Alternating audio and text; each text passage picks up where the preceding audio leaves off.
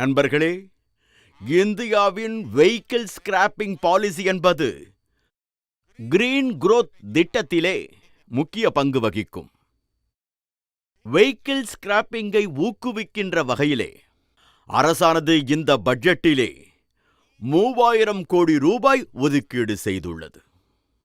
வரப்போகின்ற சில மாதங்களிலே மத்திய மற்றும் மாநில அரசினுடைய சுமார் 3 லட்சம் வாகனங்கள் ஸ்கிராப் செய்யப்பட உள்ளன. இந்த வாகனங்கள் எல்லாம் 15 ஆண்டுகளுக்கும் மேல் பழமையானவை.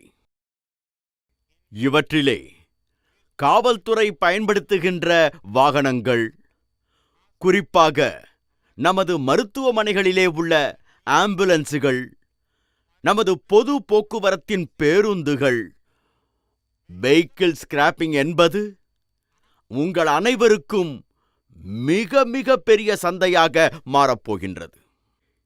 இது ரீயூஸ், ரீசைக்கிள் மற்றும் ரிகவரி என்கின்ற கோட்பாட்டினை பின்பற்றி நம்முடைய சர்க்குலர் எக்கனாமி என்பதற்கும் இது புதிய பலத்தினை தரும். நான் இந்திய இளைஞர்களையும் ஸ்டார்ட் அப் நிறுவனங்களையும் இந்த சர்க்குலர் எக்கானமி என்பதிலே இணைய வேண்டுமென்று அன்போடு கேட்டுக்கொள்கிறேன். 2014ற்கு பிறகு இந்தியா கொண்டு வந்த எல்லா பட்ஜெட்டுகளிலும் ஒரு விதமான பேட்டர்ன் உள்ளது. அந்த பேட்டர்ன் என்னவென்றால், நமது அரசாங்கத்தின் ஒவ்வொரு பட்ஜெட்டும் தற்காலத்தில் நாம் எதிர்கொள்கின்ற சவால்களை தீர்ப்பதோடு மட்டுமல்லாது வருங்காலத்திற்கான சீர்திருத்தங்களையும் ஊக்குவித்து வருகிறது. பசுமை வளர்ச்சி மற்றும் எனர்ஜி டிரான்சிஷனுக்கான திட்டத்தில் நம்முடைய இந்தியாவிற்கு 3 முக்கிய தூண்கள் உள்ளன. முதலாவது, புதுப்பிக்கத்தக்க எரிசக்தி உற்பத்தியை அதிகரிப்பது. இரண்டாவது, நம்முடைய பொருளாதாரத்திலே ஃபாசில் எரிபொருட்களின் பயன்பாட்டை குறைப்பது. மூன்றாவதாக, நாட்டிற்குள்ளே எரிவாயு அடிப்படையிலான பொருளாதாரத்தை எதிர்நோக்கி வேகமாக முன்னேறுவது. அதற்காக இந்த வழியிலே நாம் எத்தனால் கலப்பு, PM குசும் திட்டம், சூரிய ஒளி உற்பத்திக்கான ஊக்கத்தொகை, மேற்கூரை சோலார் மின் திட்டம், நிலக்கரி வாயுவாக்கம், பேட்டரி சேமிப்பு என இது போன்ற பல முக்கிய அறிவிப்புகள் கடந்த ஆண்டு பட்ஜெட்டிலே வெளியிடப்பட்டுள்ளன. இந்த ஆண்டு பட்ஜெட்டிலே தொழில்துறைக்கு என்று கிரீன் கிரெடிட்ஸ் உள்ளன. அதோடு விவசாயிகளுக்கு என்று PM பிரணாம் திட்டம் உள்ளது. இதிலே கிராமங்களுக்கென்று கோவர்த்தன திட்டம் மற்றும் நகர்ப்புறங்களுக்கென்று வெஹிக்கிள் ஸ்கிராப்பிங் பாலிசி உள்ளது. இதிலே பச்சை ஹைட்ரஜனுக்கு முக்கியத்துவம் கொடுக்கப்பட்டுள்ளது. எனவே ஈரநில பாதுகாப்பில் சமமான கவனம் செலுத்தப்படுகிறது.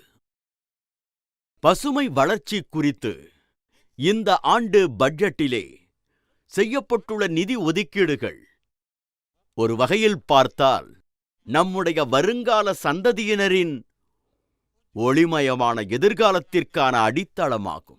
நண்பர்களே, தேசிய பசுமை ஹைட்ரஜன் திட்டத்தின் மூலமாக இந்தியா ஒவ்வொரு ஆண்டும் 5 MMT பசுமை ஹைட்ரஜனை உற்பத்தி செய்வதை இலக்காக கொண்டுள்ளது. தனியார் துறையை ஊக்குவிக்கின்ற வகையிலே இந்த பணியிலே 19,000 கோடி ரூபாய்க்கு மேல் நிதியானது ஒதுக்கீடு செய்யப்பட்டுள்ளது. பசுமை ஹைட்ரஜன் உற்பத்தியோடு கூட உங்களுக்கு நிறைய ஆப்ஷன்ஸும் உள்ளது.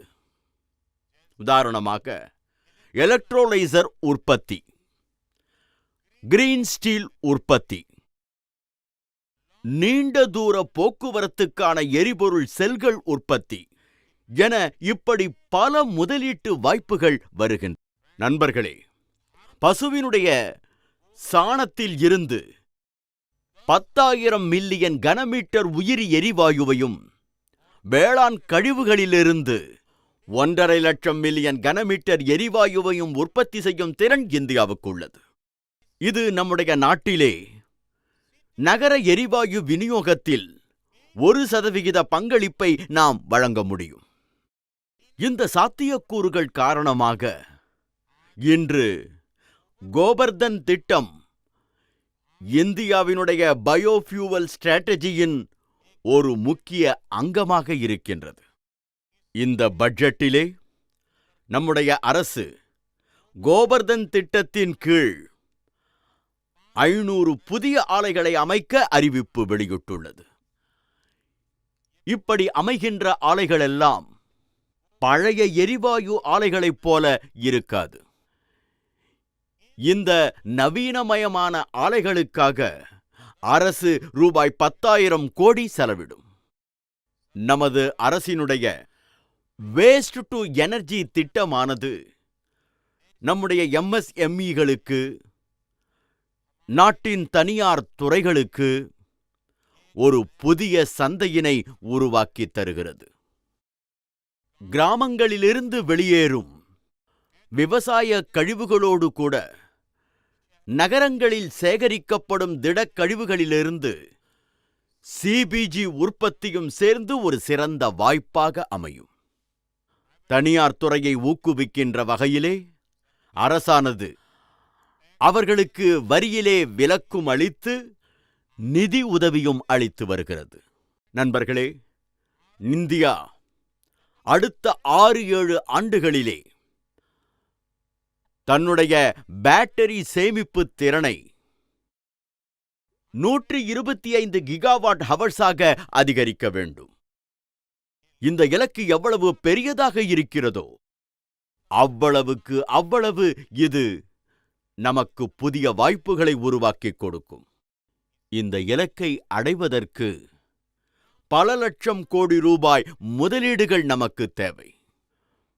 பேட்டரி டெவலப்பர்களை ஊக்குவிப்பதற்காகவே அரசானது இந்த பட்ஜெட்டிலே வயபிலிட்டி கேப் ஃபண்டிங் திட்டத்தையும் அறிவித்துள்ளது.